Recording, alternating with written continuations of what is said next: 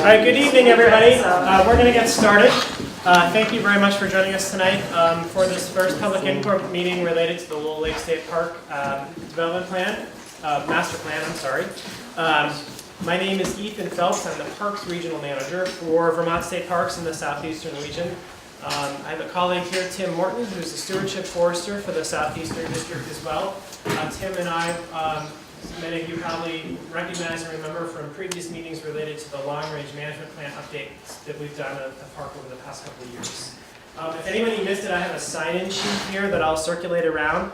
You can just fill that out and get it at the end. I'll collect it, and if somebody happens to miss it or comes in late, I'll put it on that table over there. I'd love to get everybody's name, and if you're interested, your email address too. So just a quick introduction of why we're here tonight and what this meeting is about. Through the process that we undertook from about 2014 through early 2018, about not quite a year ago, in updating the long-range management plan and adding some more information into it, one of the things we discussed and looked into was what to do about the development on the property and the historic cabins. And also looking at the rapidly expanding day visitation and how to best manage that. And through that process, we received a lot of comment and a lot of input, had some supplemental follow-up meetings, and took quite a bit longer than we actually thought that would take to come up with that final long-range management plan addendum. And from that process, we committed to doing an additional study and a master plan of the original developed core of the Lowell Lake cabin area and the day use area in the park. So as a result of that, we put master planning services out to bid last summer, and we selected a proposal by the SE Group, which is a recreation management planning firm from Burlington, who has worked on several other projects in our state park system. So Patrick Olstad is here tonight from SE Group, and one of their consulting firms, the Cushman Design Group, who also has a long record in an architectural firm that's done a lot of work with both planning and design in other state parks in Vermont, particularly one that shares a lot of similarities to this Lowell Lake. Lowell Lake is Green River Reservoir State Park, just outside of Morrisville. And Mike Propel is here from Cushman Design Group. So I'm going to, at this point, turn it over to Patrick to get started on tonight's meeting. Okay, great. Thank you. Thanks, Patrick. My name is Patrick Holstead with SE Group, and recreational planning and design is one of the core focuses of our company. We've done a number of state park master plans for forest parks and recreation. So this is really kind of what we do, and we're really excited to work on this project. We visited the lake, we hiked some of the trail, and checked out the historic buildings, and I think it's just a really special park. So I can see by the turnout here on a cold Monday night in December that a lot of you guys really care a lot about this place, and we understand why. So it's going to give you kind of an overview of our process. I don't know if I'm not going to go into too much detail about this, but there's obviously a very rich history with the park, going back to the 1880s even. They've seen some changes over the years, but we do still have some of these existing buildings that date back not quite that far, but I believe it was 1940s. So one of the things that's really important is for us to look at kind of the condition of those buildings. Is there any way to make adaptive reuse of these buildings that could kind of serve the program that's being established? So Cushman Design Group is instrumental in that process, and we also, I should just step back, also on the team we have an civil engineering firm called Engineering Ventures. And they're looking at some of the kind of utility kind of infrastructure that might be needed, assessing some of the soil suitability for septic and things like that, as well as looking at the anticipated permit requirements that might come into play. We also have a company called CHM Government Services, and they're actually going to do a market analysis related to potential overnight use, as well as sort of a financial analysis to make sure that anything we're proposing is financially sustainable for the park. So, obviously a lot of work has been done, going back to the management plan update that was just completed, I believe in April. Also, they had a structural engineer assess the condition of the existing buildings, as well as a historic preservation report, which really looked at kind of the importance, as well as the condition and how intact all these buildings are. So we have that to draw upon as well. That's quite a bit of public process has happened, but even though a lot of input has been received to date, we thought that it was also important for us to hear it directly from the community before we launch fully into our planning and design process. So we really look forward to hearing your thoughts today. So I just want to give you an overview of the goals that have been identified. I think, just on the big picture, the overall goal is really to create a vision for the park's future development that is born out of an open and inclusive process. So here we are tonight with that.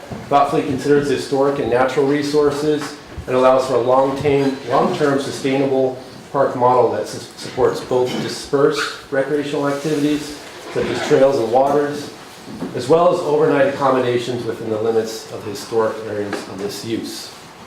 And I think all of that can probably be found in the long-range management plan. We're just trying to kind of make that a concise statement. So, goal number 1 is to assess capacity. As Ethan mentioned, this park is getting a lot of use and it's been increasing pretty steadily. So we want to kind of understand what is that healthy threshold for the park? What can it sustain, and where should we try to find that cap? And then we would want to kind of size the facilities to address that capacity that we think is appropriate.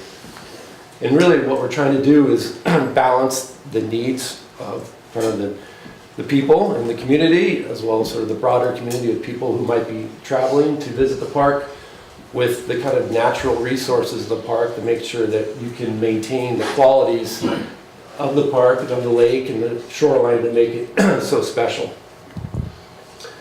Goal number 2, plan for upgraded day use area. So right now, you have basically a parking lot with some portalettes, as well as the boat launch area, some picnic areas, but it's clear that it could use a little bit more. Certainly upgrading and expanding the parking area is something we'd be looking at. A park office building, contact station. And there is a kind of a temporary one that's been installed. I don't know if anybody's seen that, but that is in place. That is just temporary, and I think a nicer, more permanent structure would be something we would want to be planning for.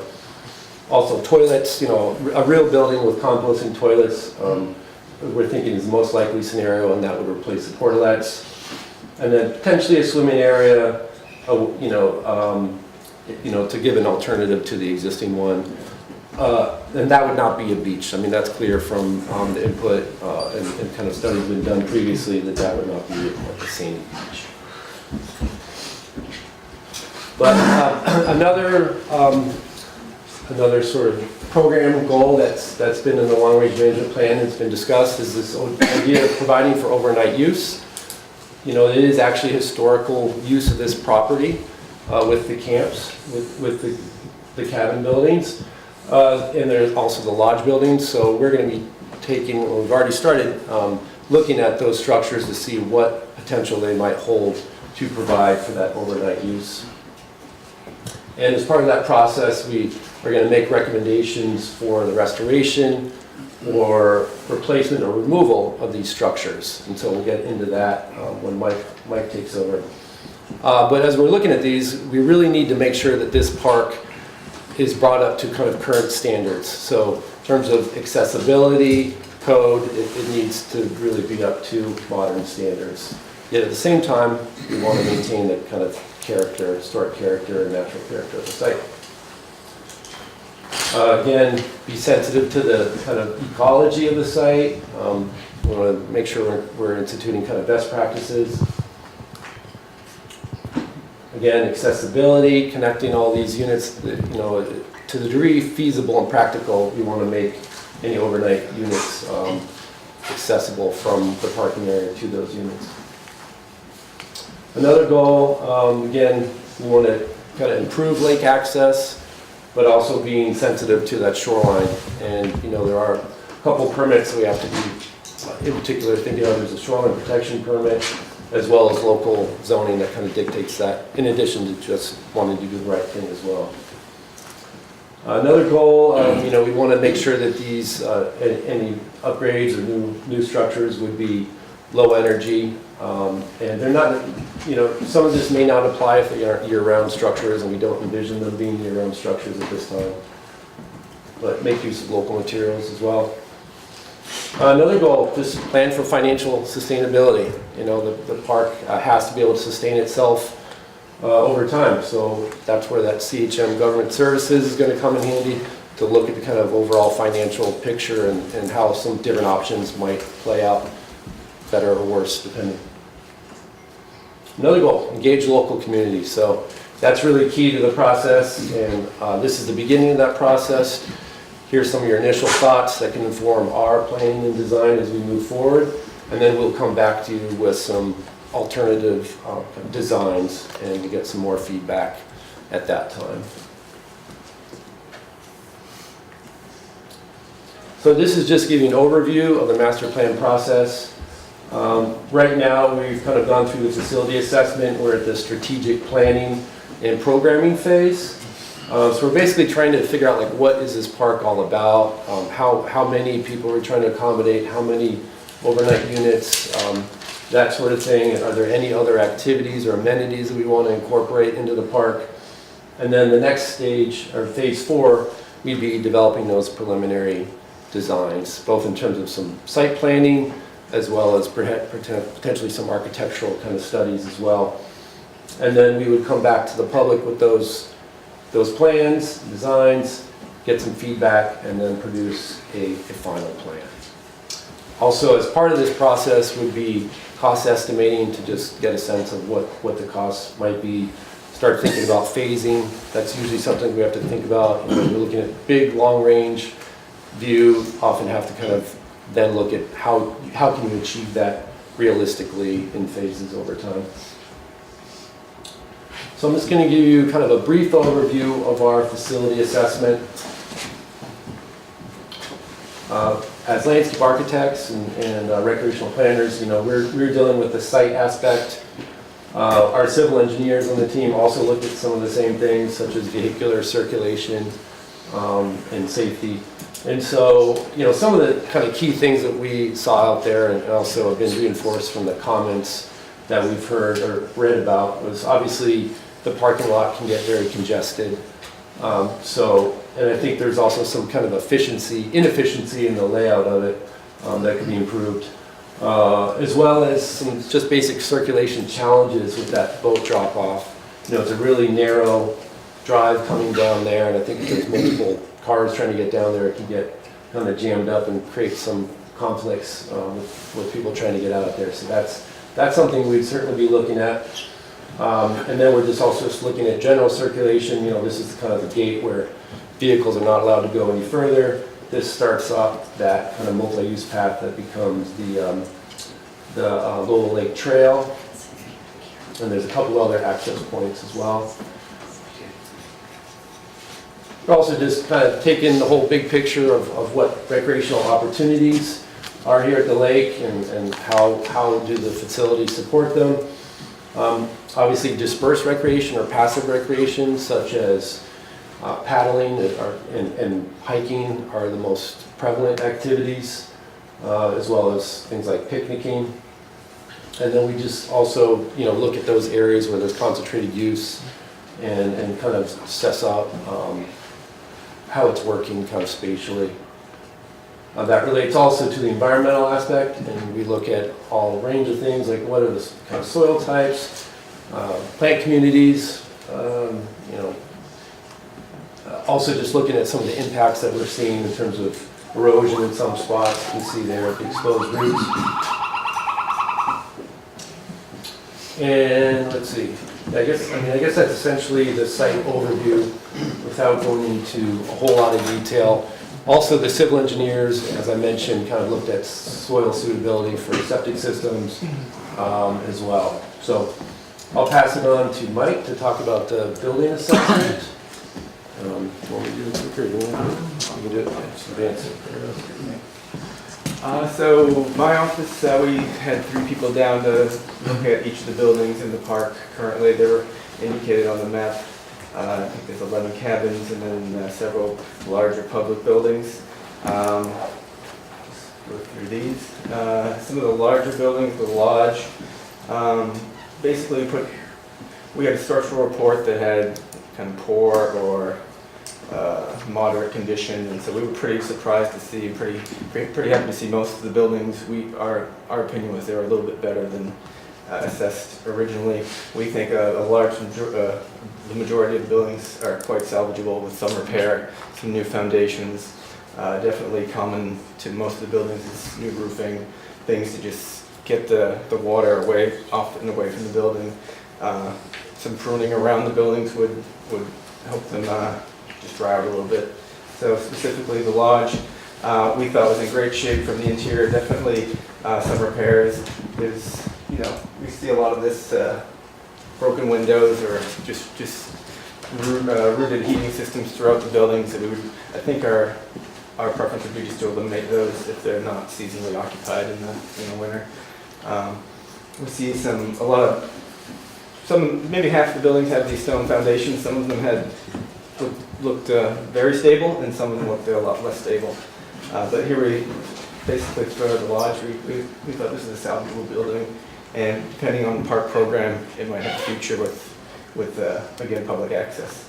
It helps that it's mostly a one-story building, so handicap accessibility to the first floor looks pretty simple to achieve.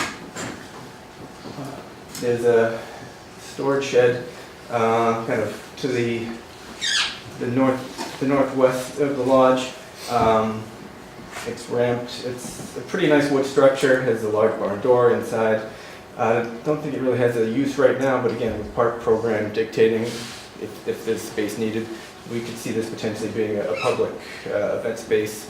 Open the barn door, it faces the lake. That might be a really nice space to have for special occasions or rentable parties, things like that. So 10 of the 11 cabins we thought were salvageable with, again, most of them had some tip pier foundations. We think there's a lot of soft soils, but if you can lift that in place, put some new pier foundations, new roofing, generally windows and doors were pretty poor shape, scrape and paint a lot of the siding. We think there's a future for a lot of these cabins. There's 2 shower cabins that are on concrete foundations. There's also some old laundry equipment in there. I'm not sure they have that specific use in their future, but if we're looking for maybe a new contact station, we can see this being moved to the entrance of the park or somewhere else if there's a use dictated for that. This is to the southeast on the map. The most southeast and the most southern building is the planing. Yeah, the planing shed. Again, the structure looked pretty solid. Again, with the soft soils, this seems to be a particularly marshy area. Some of the pier foundations are a little uneven, but if that's corrected either on this site, close by, it's a really nice looking building. The floor systems, it's a little wavy, but we think with new foundations that tends to even out over time. And it's really nice inside. It's got, I think, dates back to the late 40s. Has some pretty nice structural and architectural detailing. There's a cabin on the island. It's not represented on the map, but one of us not myself, did row out to the island to check it out. It was secured, so we couldn't assess it from the inside. The historical report has some photos of the interior that lead us to think that it's along the lines of the other cabins in a pretty salvageable state.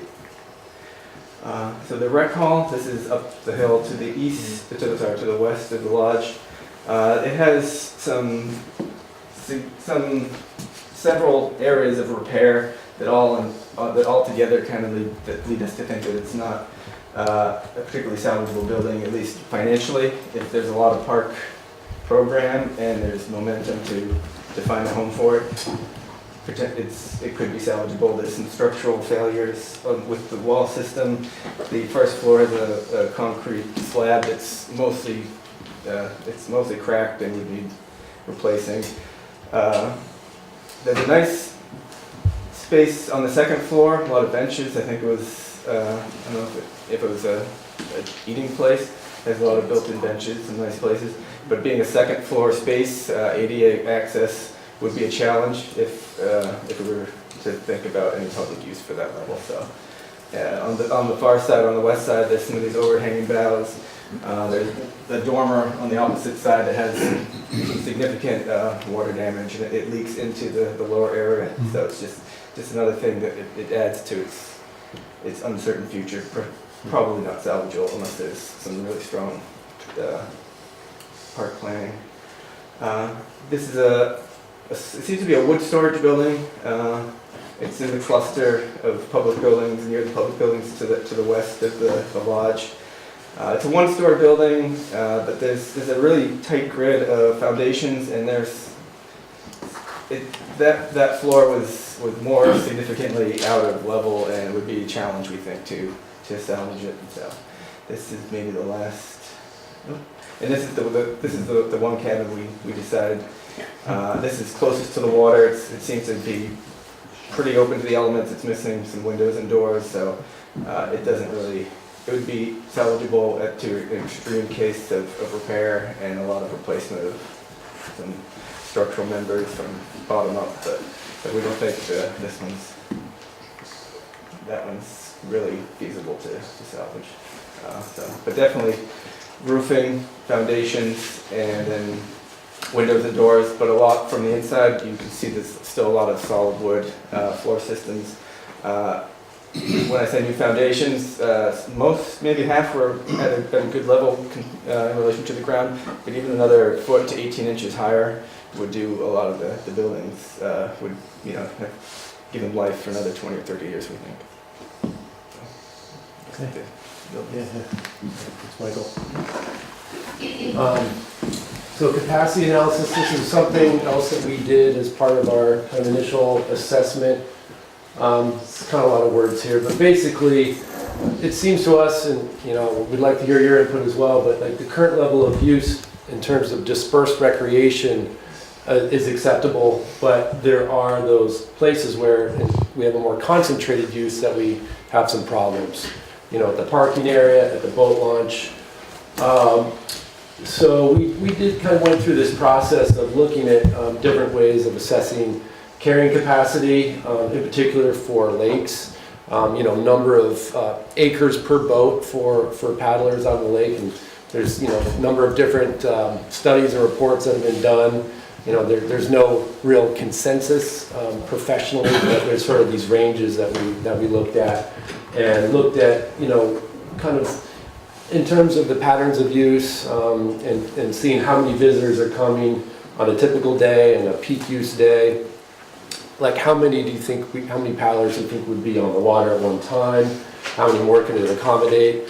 So we went through this process and looking at a number of different ways, and basically came to our conclusion and recommendation that the current parking lot, which currently serves about 25 to 30 parking spaces, should be expanded to hold about 40 to 50 parking spaces. So let's skipping ahead here to future capacity. And so that we think that would really serve your average day use really well, and actually serve your peak use days fairly well as well. And that doesn't mean it's all in one lot, can be broken up, but this is kind of our initial thinking that what we would be planning and designing towards. And that is in conjunction with the kind of improved vehicular circulation, in particular at the boat launch area. So this gives you some of the kind of breakdown of our assumptions, and we think with that, also with the addition of the overnight use, we do believe that we can accommodate both the 40 to 50 space lot as well as the overnight units. And I think, if we're working with the existing buildings, that's 10 cabins. There's potential to add a few more, whether they're cabins or cottages. We're kind of still looking at that, but that's sort of the range we're looking at. And even if let me step back. One of the other things that has kind of helped us to understand the situation is looking at the use numbers or in statistics that were given to us from FPR. So some interesting just breakdown of in-state, out-of-state. Also, this is a key statistic: is about a quarter of the people using the lake have boats. So that's something that we're using in kind of establishing these metrics. So I think in the interest of time, I'm not going into a lot of detail, but I can have follow-up conversation with anybody who's more interested. But basically, our assessment is that 40 to 50 cars with overnight units, there's still enough land, enough water to carry the number of boaters we would think. And then I think it's then a design planning challenge to see how we can accommodate all these users in those more concentrated day use areas. And that's kind of our next step. But we think it can be achieved just through good design. And that's what we're going to be studying further as we launch into this next phase coming up. So we would like to hear what you think about all of this. I think there's some basic categories that we want to hear about. The day use, what can you tell us that's going to help our design and planning process? Are there any activities you think should be happening on the park that aren't being talked about yet? Just any ideas for improving that experience? Also the overnight use, anything from your perspective that you think will help inform our process would be helpful. And then lastly, the event space idea. This was not part of the original program that was in the RFP, but if we are trying to find a use for these buildings to kind of give them a second life, we did see potential there with that building in particular, and maybe some open areas that could be kind of an interesting addition to the park program, in particular in conjunction with the overnight use. So I guess just one other thing to just kind of frame this a little bit in terms of the overnight use. The cabins would not have sinks or kitchens or bathrooms like they did in the 1940s. These would be more similar to typical Forest Parks and Recreation cabin, which is very simple, and there would be bath, kitchen facilities elsewhere. So we would be looking at that lodge to see what kind of potential that holds. Our preliminary thinking is that there might be a separate kind of bathhouse structure as well that would have showers and toilets. So that's kind of where our thinking is headed at this point. And then, maybe there's some way to do something interesting with this building. I'll just give you a quick breakdown on the project schedule. So right now we're in this strategic planning and programming phase, and then pretty quickly moving into the preliminary design concept alternatives. Right in our schedule, we plan to have those plans done by the end of March, or sometime in March, at which point we come back to you guys and share them. And then we would complete kind of our final master plan throughout the summer. So that's the schedule as it stands right now. May shift a little bit as we move forward depending on kind of how things go. And that's it. So I just want to thank everyone for coming. And I think the way we'll do this is just kind of have an open discussion.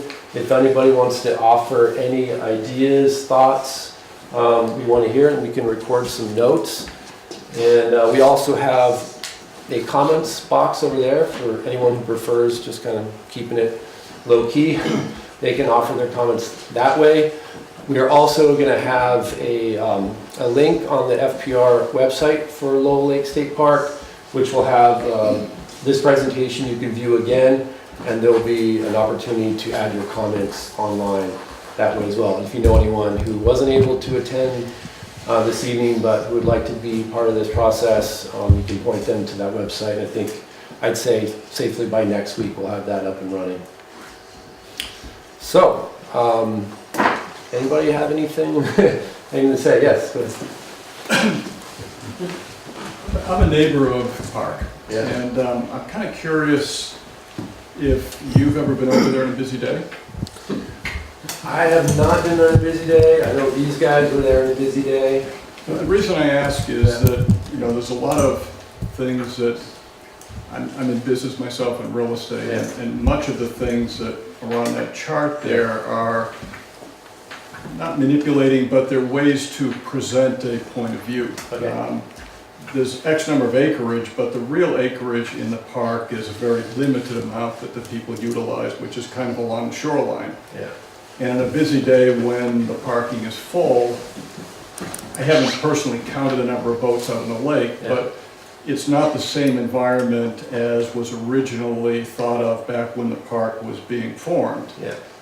It's a very different experience. It's a little bit more like, you know, being at a large bathtub with a lot of people in it. The idea of increasing the parking, and I don't dispute the fact that there is more demand for parking.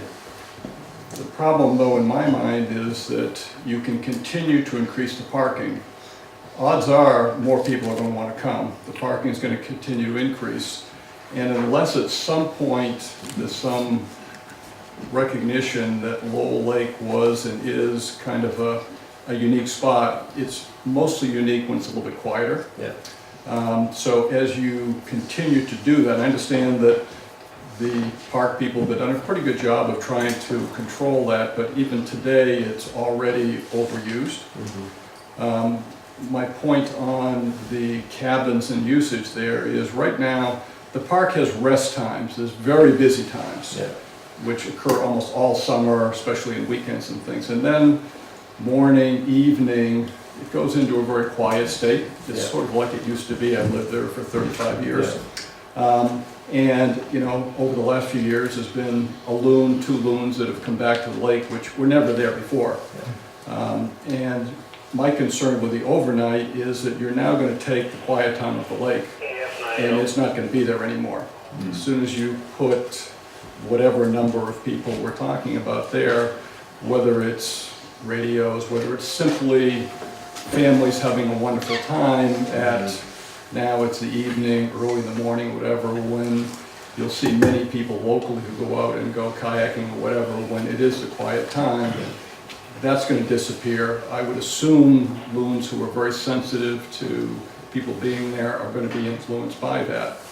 And so I understand where you're going with this, but I'm not sure that it takes into account, I believe that, I don't know the exact wording, but the original joint plan for it was to try to maintain the feel of the lake. And as we continue to ramp up the number of people who are going to be there, that becomes less and less possible for less and less hours of the day. So I am a little disappointed with where we're going with this. And again, a lot of people, maybe in this room, a lot of places in Londonderry, kind of enjoy going over there where you're talking about putting people in there on an overnight basis.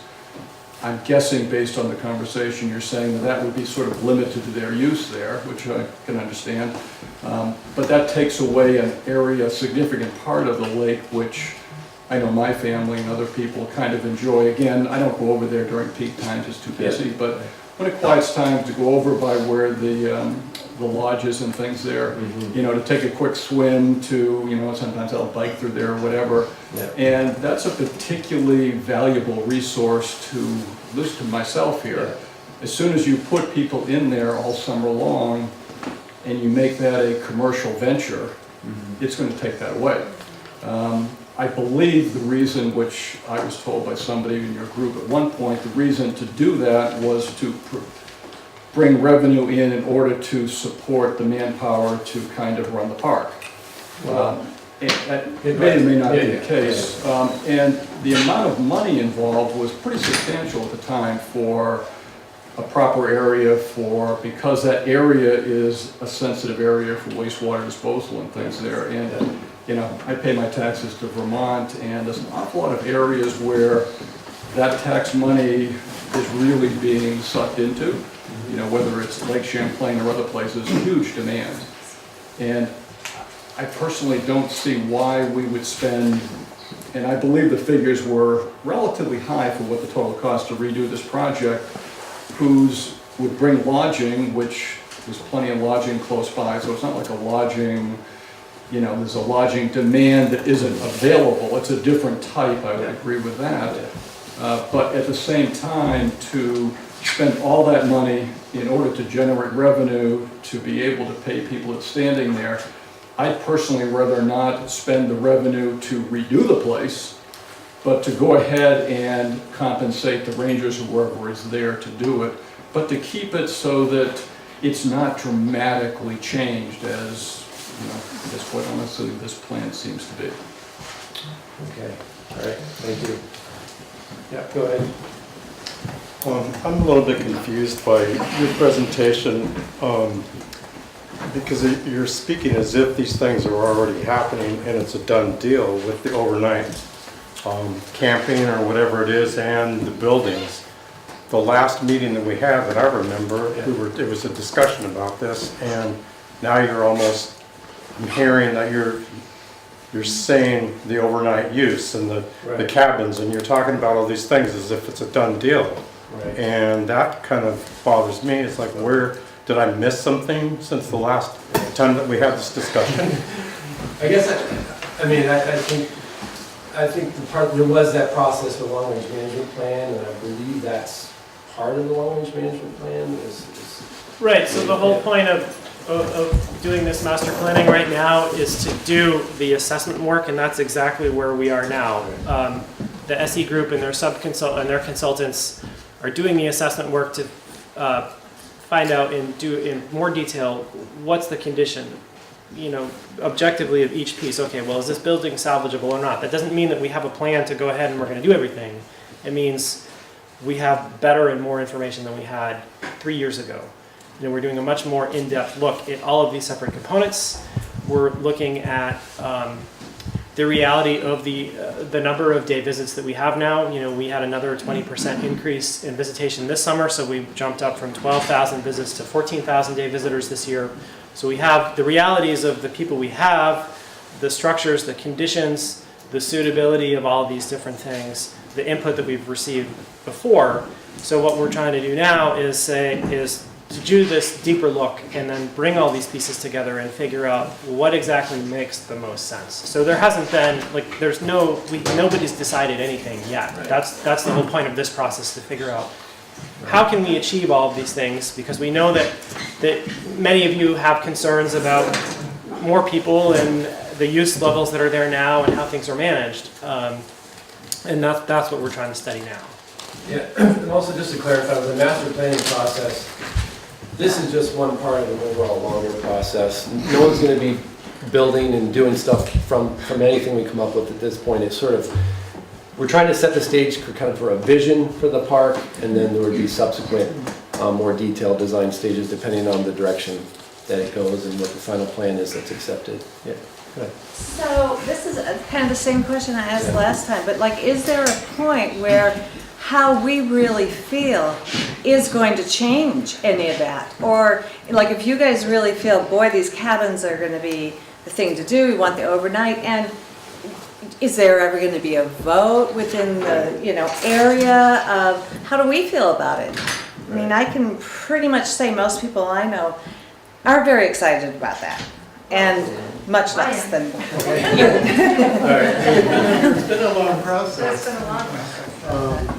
And I was one of the original interested citizens in the 90s when we met for about a year and a half. I don't know how many meetings we had, but we had quite a few meetings on it. So it has been a long process, and I've seen more and more people kind of jump in as it goes along, but there has been a process and a lot of people involved. Yeah. But more and more people are seeing it. Yeah. I'm so sorry I missed the presentation. I have to, Okay. because I have another Well, meeting. it'll be but- posted online so you can. So how many are you thinking camping spots, cabins? Well, there would What be- would be the total capacity in one evening, say in a summer night? Yeah, I mean, I don't think we're really thinking about any outdoor camping. I think that was kind of thrown out. Okay, so it's just the cabins? Just the cabins, yeah. I And mean, what's the there has been maximum- discussion of potentially adding on a few newer ones, but there are 10 salvageable cabins, so I'd say total number of units would be 10 to 13 probably. in that range. And how many people could they? So I think the capacity is like 6 to 8 in each of those cabins. Small, 6 to 8. Yeah, I mean, so not always, we don't always have that many people in there, but I would just like to say that it's nice that the state wants to invest in our community. It's yeah. not often that we get a chance to have that amount of money invested in our town, so Yeah. I think the state parks in our state have always been great. They're well managed, they look nice. You go through one of them in the evening, it's quiet, so I see no problem with developing it. Okay, thank you. Yeah. There's been a couple passing references to the idea of financial sustainability in the park. Yeah. There is frankly some concern in the community, in this community and surrounding communities, that that's really code word for fees. And when we looked at the original projections for this project, it was a budget of somewhere around $600,000. There's a concern that the state is going to want to recover that money. And there's a large number of people in this community and surrounding communities that use this park multiple times a week, if not daily. The prospect of them having to pay a fee to do that would be an enormous impact on the community. Mm-hmm. And people use the park not just for recreation, but part of their health regime. For all of a sudden, for the resource that they have locally, to now become one that they needed to pay for on a daily basis just does not seem reasonable. Can we be offered any assurance that fees will not be charged for day access to the park? Sure, I can answer that. And the answer is the same as it has been run along, which is we've been pretty transparent and open about the fact that there will likely be a fee structure for day and potentially overnight activities if that happens. It would be the same fee structure that we offer in 50 plus of our other state parks, which are really quite affordable, starting at as little as $30 for a season for a person that could use the park. For instance, if we did, say we started charging a fee, or if had we charged a fee in this past operating season, we would have been able to cover all of the operational costs of the staff and the maintenance that we have to undertake now, just to manage the number of people there that we manage that just show up. With 14,000 people, that required a staff of 3 people to help manage parking, keep the grounds clean, manage traffic and such things like that. About $40,000 based on our current existing fee structure, we would have been able to cover that. Right now, that is being subsidized by the other parks that we collect fees at. Capital improvements in our state parks, as we've explained in other meetings, aren't paid for with those operational fee structures. Those come as part of a larger state capital bonding program. Every year, the state parks capital needs are part of the larger state capital program. And we're given a small piece of that every year. It changes from year to year, depending on the need, the track record, the legislature's confidence in our ability to spend that money and distribute it through the communities, throughout the state, our state park system. Over the past 10 years, we've averaged about $2.5 million a year in capital funding for construction that we've spent in our 55 different locations spread around.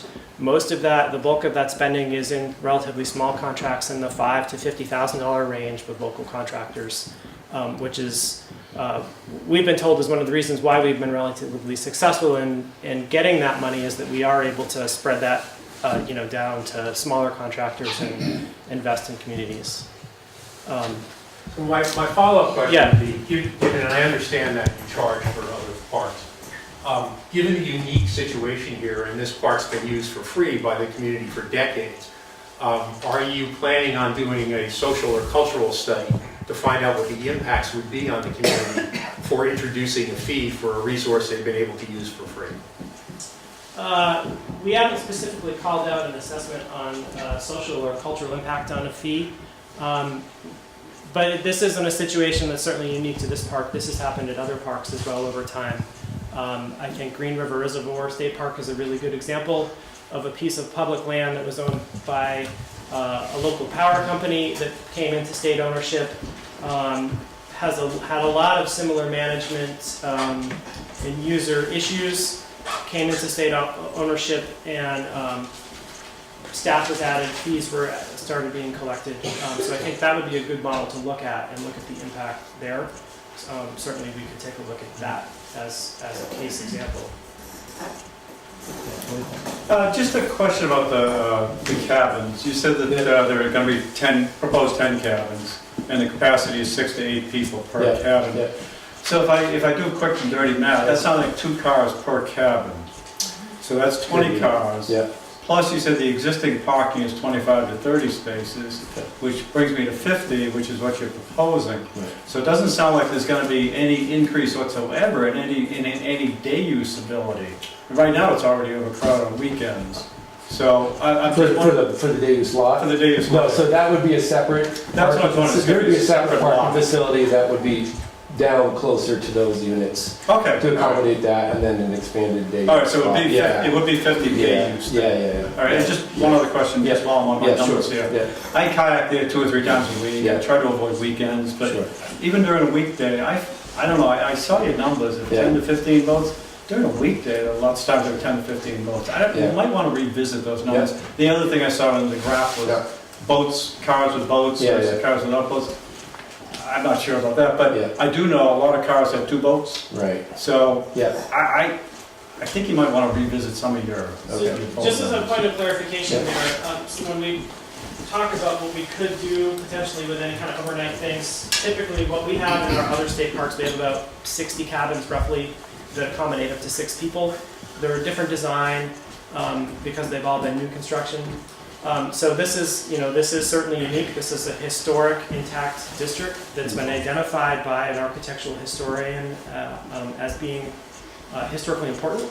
As an intact cabin district that's unique. There's not a lot of other places like that in the state.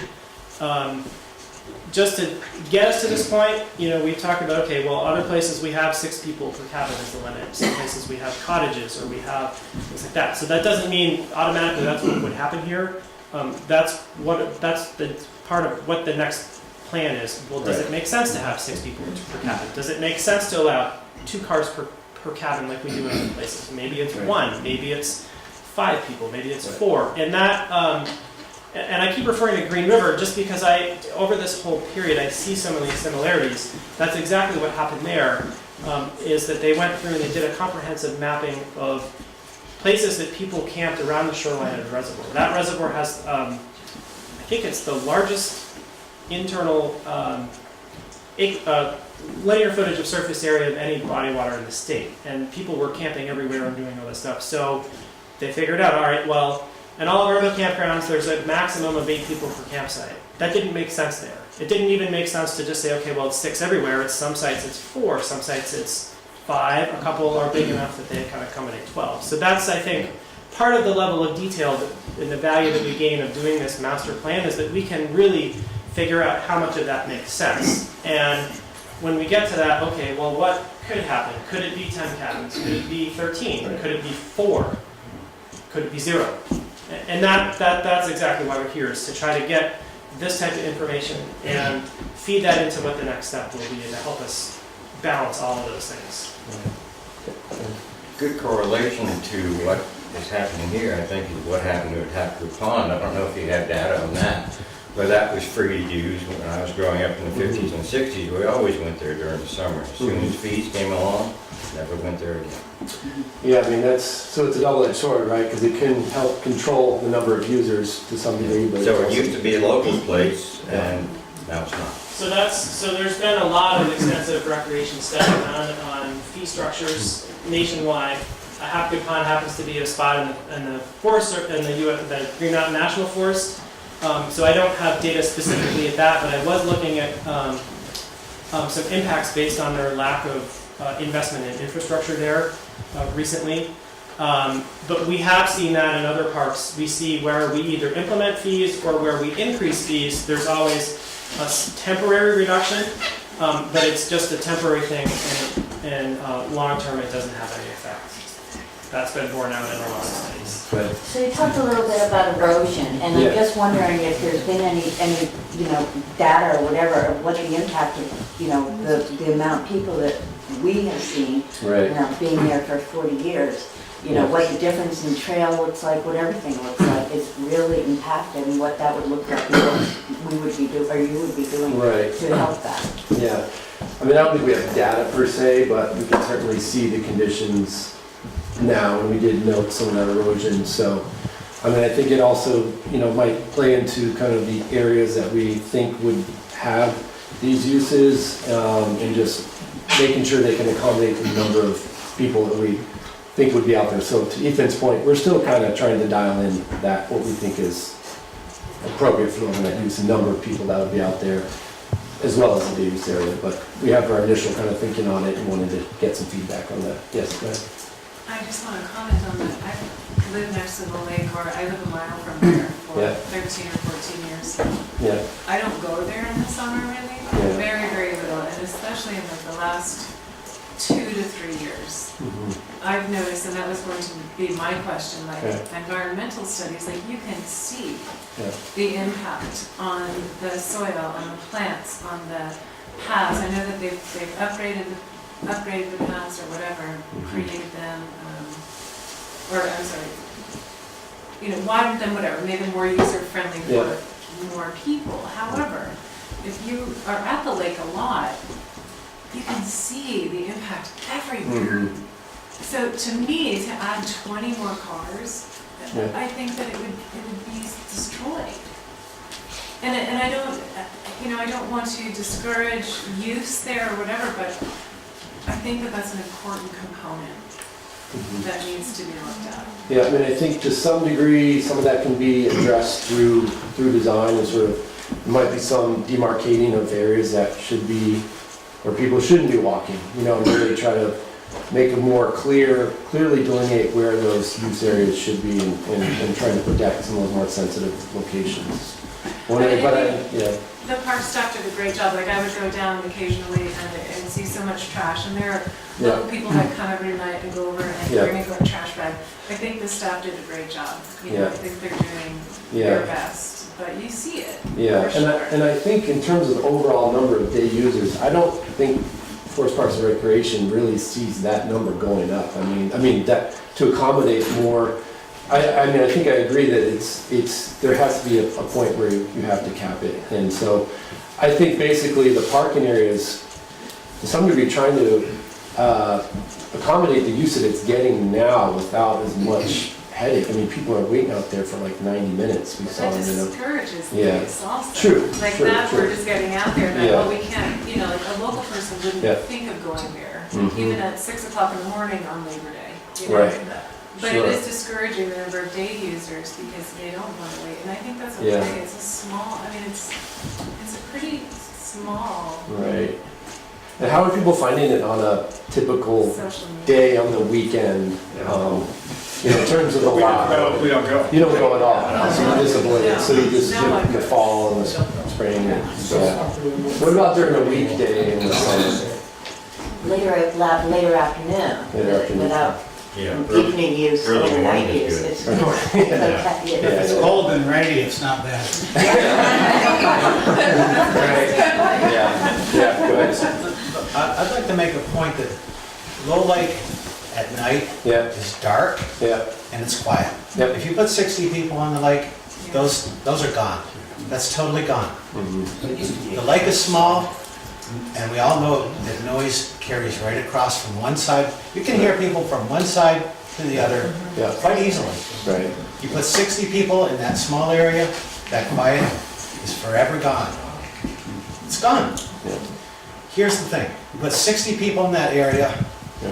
they're gonna want volleyball, they're gonna want barbecues, they're gonna want badminton, Right. better swimming area. It's gonna escalate. It's gonna escalate. You got any state park, you have quiet hours after a certain period of time. Understood, but you hear those voices across the lake, which right now you don't. Quiet time is when you're not supposed to be yelling and talking loud. So you go to any state park at night and it's quiet. Go down to Jamaica State Park or up to any of the ones on the lake up on Champlain. And historically, there's been a lodge on there Right, and a summer camp. right. Yeah, well, when you talk a lodge there, though, you talk a lodge without a state park. So when you add a state park to a lodge, it's not the same thing. And with having the lodge area, you're going to take, I don't know what the amount of shoreline that disappears, but it becomes part of that with 60 plus whatever people there are there. And on the rest of the park, you increase the parking, so you take people that would have been by the lodge, you now move them back into the other spot, you add more parking into it, in an area that could still be enjoyable today, it's crowded but enjoyable, you're now putting a large amount of extra people into a smaller piece of ground. And I'm not negative on the park. I think that the people that run it are doing a wonderful job over there with what they have to work with. But I think you're talking today about something that, you know, whether it's going to be in the future for us sitting here or for our children, there's a very major thing that is either going to occur or not. And I don't really think that the study that we've been looking at here has really looked seriously at what that impact is going to be. Okay. Roger's first. Roger. Is a little more than 500 feet of privately owned shoreline along Lowell Lake. Yeah. How are you going to set up a fee structure on that? In what regard? Like, how do you mean? Well, are you going to stop them from using the lake? I don't know how that. Well, something like that should be. It could be like a Isn't it use a town area road and up then to the the rest of the park. cemetery? What's that? Isn't it a town road to the cemetery? So people, they have to pay to go to the cemetery that's on site? So, just to piggyback what I you don't said. think you can answer these questions that are being asked. I think you can Answer to that. record them as questions that need to be answered. To try to answer them right now is not feasible. Yeah. I was just kind of piggybacking what Yeah, you yeah, said. yeah. There is a, you know, it's a town road Right. into a cemetery, something to consider. Right. What was the answer? I'm sorry. There is no answer. This is not that the is- format for the answer, that we're trying to find out, some of what we're trying to do is find out what the questions are. So here's the question, where does the fee start? Okay, that's an important question. Will there be access to the cemetery? That's an important question. Those are questions we want to answer in this assessment phase, and that's what we want to hear from you. But if you try to make up an answer right now, it's not going to be worth anything. Right. Do you want to follow up on? No, I have something different. Oh, okay. Yeah. Is it kind of a two-part question? Is it the policy or the mission of the Forest Parks and Recreation Division of Natural Resources to maximize visitor days at all state parks? Is that your mission, is to get as many people in there as they would stand? And kind of a different question is, what I haven't heard is the environment, any study, any consideration of the environmental impact other than casual comments about erosion and so forth. What happens to the wildlife at night when it's not on quiet? I'd like to hear some science on the ecological effects. I also think that the small parking lot is perfect self-limiting choke on the amount of people that go there. It's looking beautiful. Okay. Let me think of someone else. Yeah, go ahead. Kind of along the same lines, have you identified whether there's some nesting pair of loons on the lake? And if you have, will you make provisions to protect the nesting area? We have not done that assessment. I've read, the management plan of some of the wildlife that are present, but I think if anyone knows where if there's a nesting site that should be protected, I think that would be wise to do so. Yeah. They were there in 2015, but I don't know where the nesting. Some said they were there the last couple of years. Yeah. That would indicate that. I guess in those wetland areas. Okay, go ahead. Does the plan require that there only be a single access point from that parking lot? Or is it, because there's different places you can get on a trail from around the lake, and you're able to disperse the crowd on a day use, I don't forget about the camp, that's a whole other issue, but if you're able to utilize different parts of the park and different parts of the area, you might be able to diffuse, so it's not 50 cars concentrated. I try to avoid that spot plague anyway. I don't think there is necessarily, but just it's kind of an operational thing to have like a single control point. In terms of staffing, it's just easier, but So several state parks on lakes in Vermont, which also have privately owned shoreline, and they only charge you if you're in the state park. They don't charge The people use who own area. parking. The use area. Right, well, yeah, if you came into the park to use the day use area, obviously you'd be charged, but Right. people who own property are not charged Right. for using the lake. So I use the lake quite a bit. Yeah. A group of girls and I swim the lake every morning Yeah. at 7 a.m. in the summer. Yeah. And every day. And Yeah. so I see so much wildlife, and I guess my concern with your presentation was there was so much about usage and Yeah. people, but there was nothing in it about the impact of the wildlife. And besides the loons, I walk the trail, there's moose, they use that as a, they go Yeah. watering hole. And I just, it's such a small lake, and it's already being overused, in my opinion. Right. And I'm just completely, even more concerned with the environment and the impacts. And I'm hopeful that maybe some studies could be done, if they're not being done, on what we're trying to do and its effect on what we're doing to our environment. Yeah.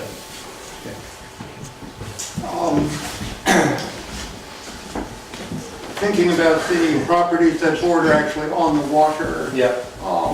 And also the property owners surrounding the park.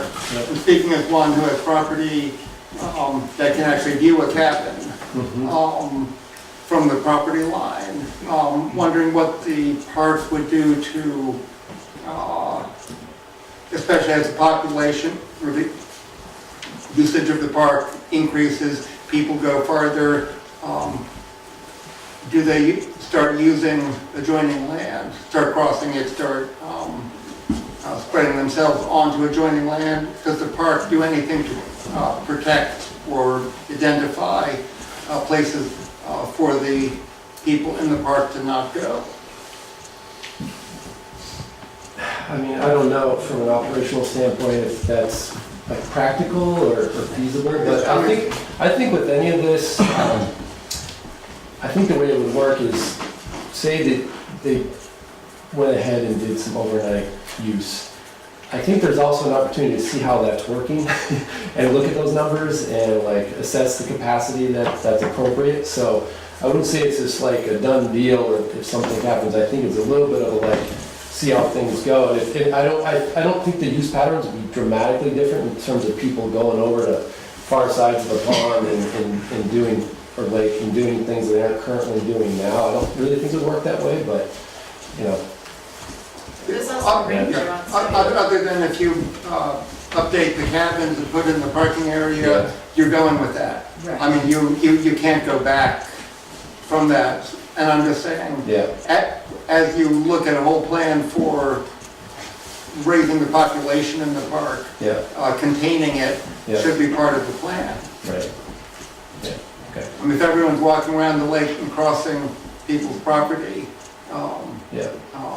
that's, I'd say, more of the park's responsibility than the owners to take care of that. Gotcha. Yep. Good. Has the state made a decision that if it is financially feasible to improve the existing cabins, that those cabins will in fact be utilized rather than abandoned? I think it's all part of, it's not a done deal, no. I mean, that's part of this process, so I think that's, that means to be determined. All right, let me see if anybody else is not. I'm just curious, with the opening of the lodge and cabin area, has access been discussed as far as the entrance on Little Pond Road and Lowell Lake Road? Will that be split? Will you go? I mean, again, I think that goes back to your question. I think our initial thinking right now is that it still makes sense to have one control point and kind of where it's currently coming in. Probably not from Little Pond Road, but having sort of a point where you split off and allow the day use people to, or overnight use people to go in further. Are you suggesting we should take a second look at that? Is that what you're suggesting, that we should look more closely Well, at the option? I One wasn't way. actually witness myself because I stayed away, but I heard about the congestion Yeah. on Lowell Lake Road, and that has been almost a dead end Yeah. for years, and the folks there were unaccustomed to not only the traffic, but people parked and waiting Right. for long periods, and Yeah. it just seems like dispersing that somehow and reducing the impact on the local road as much as possible should be part of the planning process. Hi, I'm Steve Brown, I live on Little Pond Road. I think it's a little fine line, we walk here, we want to have the park grow, we need the people in the area for the economy, for Magic Mountain, but we want to retain our peacefulness, Steve, our quiet, our loons, but, you know, this is what we're here to talk about.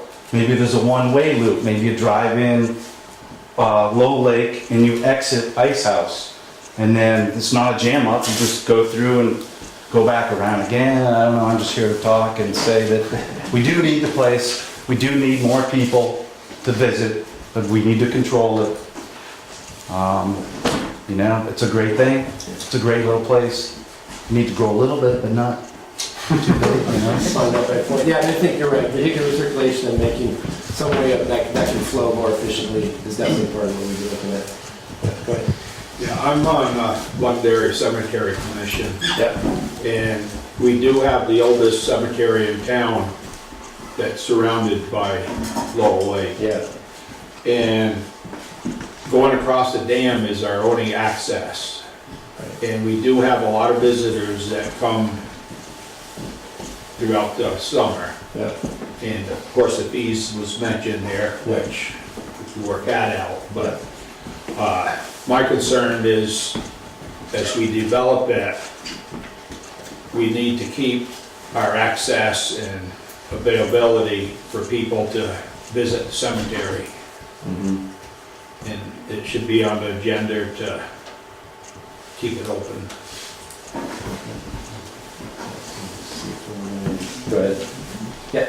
I haven't heard any discussion about the logging tonight. What is the plan with that? Are you still intending to? That's not really within our purview. Oh, okay. Yeah, that's more sort of the Okay, I thought land that was part of management. it. No, we're just doing more focus on, recreational planning, but, looking at the natural resources is definitely part of the process, but in terms of that, that's really beyond our scope of work. Ethan might have an answer to that. I don't know if any more of that activity. Yeah, those types of activities were all covered in the long-range planning process.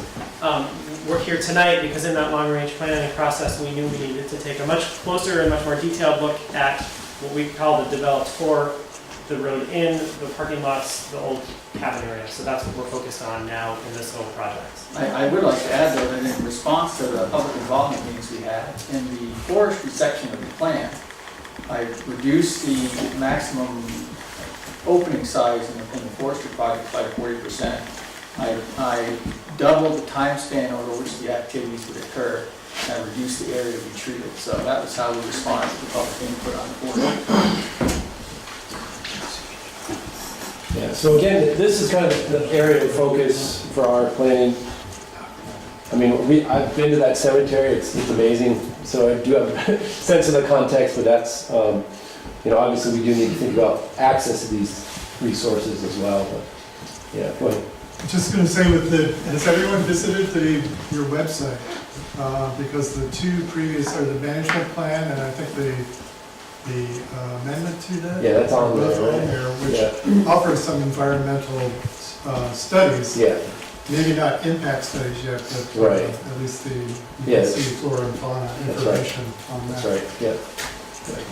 If I can just make a point on the detail of the potential use of driving from the current parking lot over to the overnight area. Yeah. One of the beauties of Lowell Lake right now is people park up at the parking lot, Yeah. they get out of their cars, and then they're walking around the lake. Yeah. And that's really one of the joys of Lowell Lake, is walking on the east side, on the west side of the lake, Yeah. over towards the cabins. Right. If we put cars traveling through there, that really diminishes, because it's a very tight area down near the shallow part of the lake, just next to Pine Island, Yeah, where you go up the hill. right, That's a very tight area there. yeah, So, yeah, you could bring machinery in there and make that a nice road and expand it. yeah. But that really takes away from part of the beauty of what's there right now. Right. And if you put cars there, then you have the process of people engaging in cars through that area. And look at that area there, that red area, it's pretty narrow. Yep. It's pretty narrow. You put a car lane through there, that really diminishes that whole beauty of that entire channel on that side of the lake. Don't put cars through there. Don't do it. Okay. Just want to comment that it seems like all these discussions kind of already had come before the last time that we met. And at the conclusion of that meeting, it seemed that it was unanimous, pretty much unanimous, prevalent, that people weren't interested in having any more work done on the lake. Leave it be. It's already overcrowded. There's talk about putting another, I guess, a ranger station at the entrance. Where are you going to put that? There's no room there. But as far as expanding the driveway, you do have some room to the west. There's some flat land there, but we'll be looking at that. And as far as expanding the parking area to accommodate more people, which is already overcrowded as it is, where are you going to do that? There's only so much room you have to use. Well, we will be putting together some plans, and then it's going to be easier to talk about it because we can make the visual. Point being, though, it seems like these were already brought up. It was already discussed, and it seemed like the opinion's already been out there. And there isn't really much interest to try to develop it anymore. Yeah. Preserve it, protect it, and let us all I mean, enjoy it. I think we're trying to find a balance, honestly, of serving the local population, but, you know, it is a state park, and we're looking at sort of bigger picture too. So, you know, I think we want to hear those concerns and see if we can balance them with sort of a broader sort of picture as well. And that's, I think, as simply as I can put it. Anyone else spoke? Go ahead. You keep referring, or some people refer to the cabins as historic. Yes. But weren't they built in the 40s? That's historic. That's next. Me, I'm sure.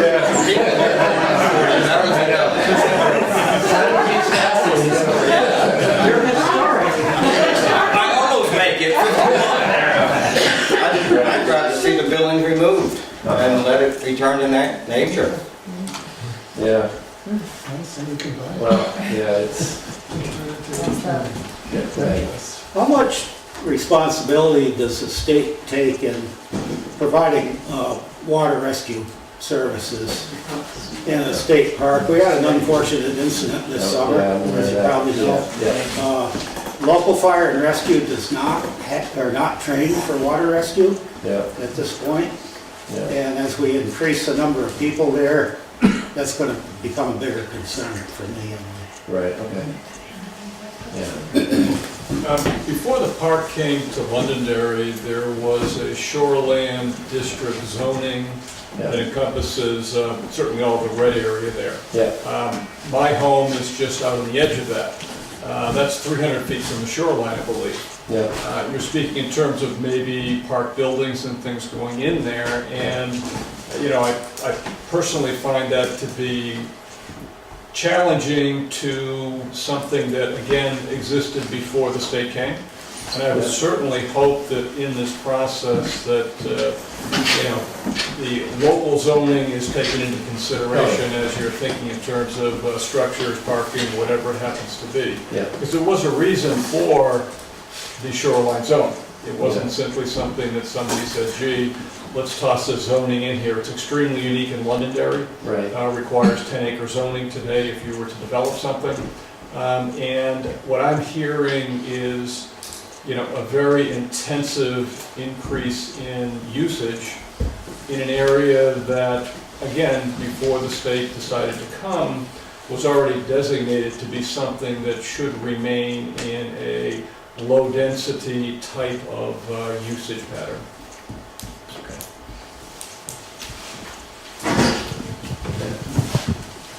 Yeah, go ahead. I really appreciate that you're asking for people's feedback, Yeah. for information, and like in the list, and I'm just wondering if there's a way we can get on your website and have some of these answered before the next meeting for ourselves, rather than everybody regrouping again and then kind of rehashing the same stuff. Right.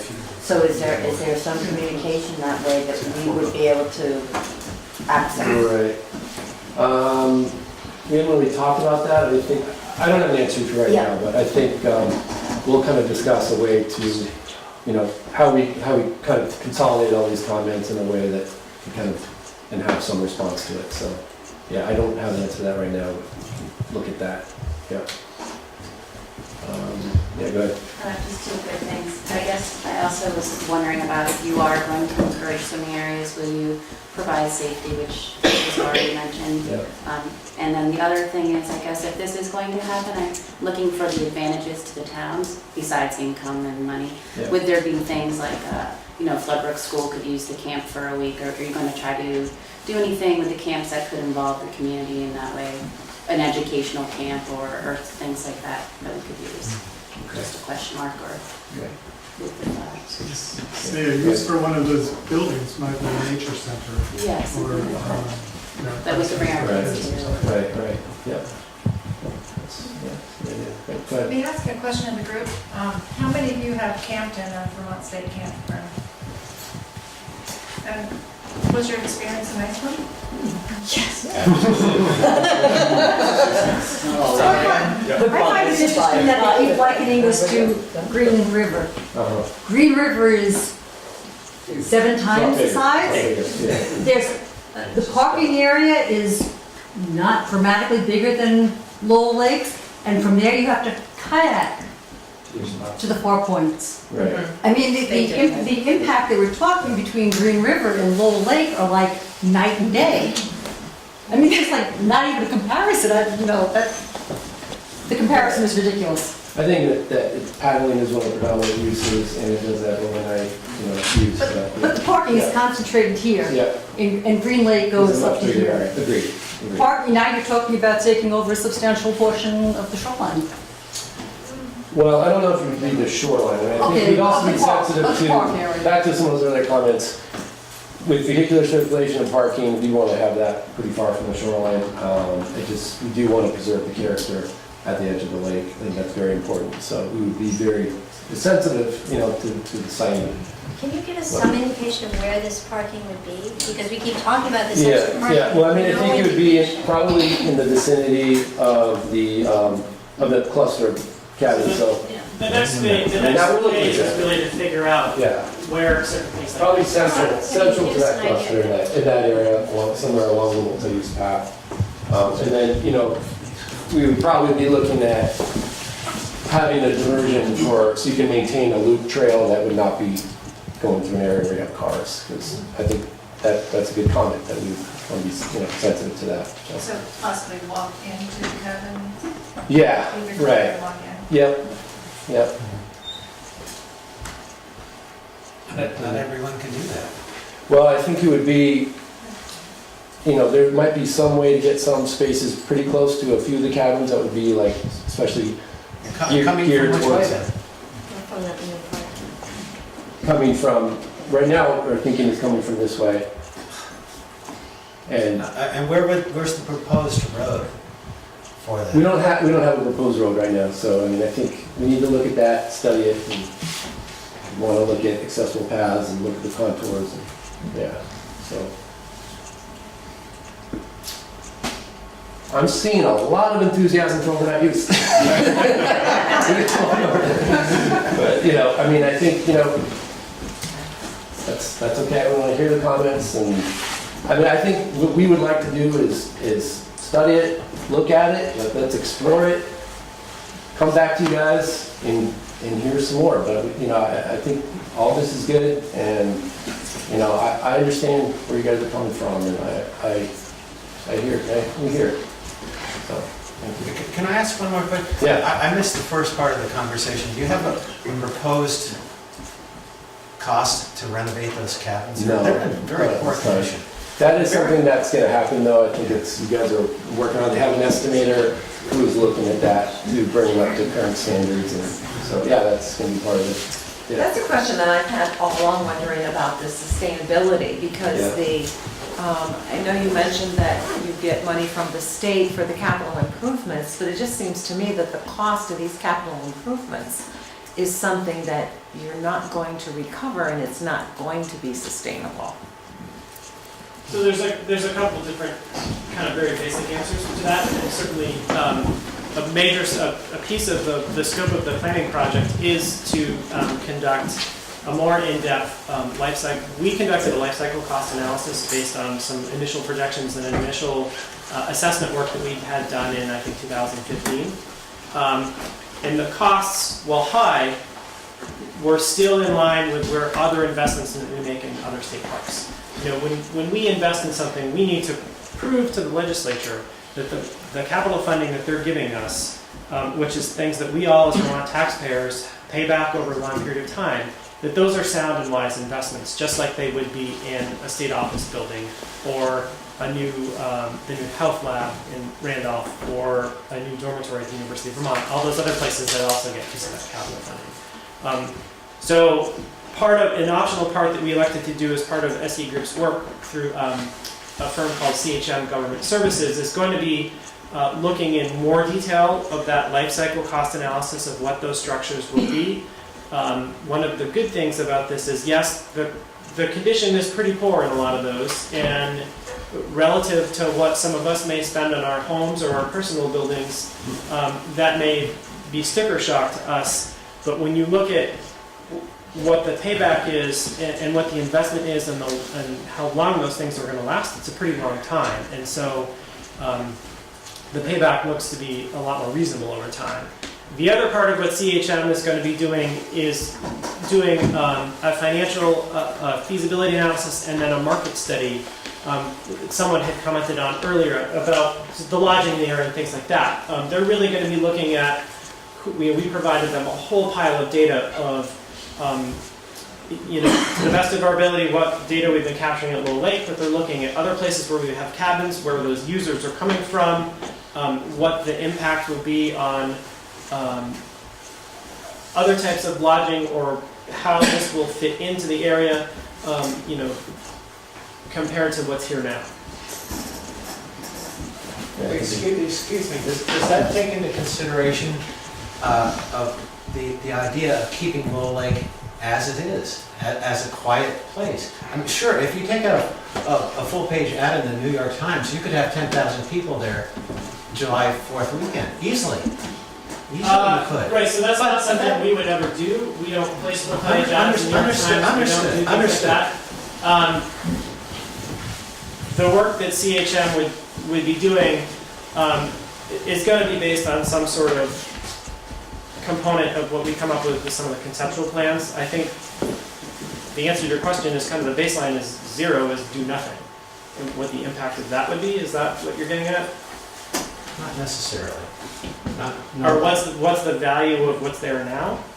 Is that? I'm trying to make a comparison of the value that we're getting in return for the investment versus the impact on the lake itself. Got it. Okay. I just like to get a little better sense from you guys in terms of like level of use, like on the lake and on the trails. I mean, we know that those picnic areas, the boat launch, the parking area, they get really crowded. Currently, on a busy day, we may say you don't go there on a busy day, but I kind of get a better sense of if you think that it's too crowded even on the water or on the trails, or is it really at those areas where? On a busy day? Yeah, on a busy day, or just like a typical summer weekend. Maybe not like Labor Day or something, but like. The red shaded area gets heavy used by people walking dogs on weekends. And the water, for sure. The boat launch. To the point where it's In front of the underlined. lodge, whole families take it over and nobody else can access it, where we were used to going as neighbors. At the picnic area then? I kayak on the lake on weekends, half a dozen, 10 times a summer, and I have not felt that there were so many boats that I couldn't enjoy the place. So I think that the anecdotal, information you're gonna get is some people find it's too crowded, and Right, some it's people don't. subjective. But I would say that that's true, except if the desire is to go out and go kayaking on a quiet pond, quote unquote. We're well past that already. And, you know, I'm not saying that that's necessarily bad, but it's clearly not what originally the plan for the park was. And if you increase the number of opportunities, and kayaking has gone from being a cult to something that everybody's got a couple of them. You know, I look at that park, maybe it's not a state park, as you go north of Manchester on the left off the road, it's like a giant swimming hole. It's got so many people in there that it's, if you're going for that reason, it's fine. But it would be a shame to take Lowell Lake and turn it into that type of facility when you're doing what I think is a pretty darn good job trying to manage the peak flow that we're seeing there today. I think as part of this discussion, you really need to be transparent. And at the last meeting, there was a discussion about being sensitive to the local land use regulations. And this gentleman described them very well. That is a sensitive area. The town is taking great pains to define it as such and has restrictions in there. So, but the very first meeting, you said you'd be sensitive to local land use regulations. And at this meeting, you said you'd be sensitive to land use regulations. But in between the two meetings, you actually did something. You added this structure, that building, what you call the temporary, whatever it was, office building or contact building. When you built that, you asked for those local land use regulations to be waived. So I see no reason to believe that you're not going to continue to ask for those local land use regulations to be waived as you go through this development plan. And I think that is and should be a concern of the community. Is that a permanent structure? That, I mean, that, what's out there now is not. It is by definition, because we asked that and you said it could be there for several years. By definition, it's a permanent structure under our zoning regulations. We'll take a closer look at those regulations, certainly. Yep. Okay, anyone else? Okay. Well, 7:30.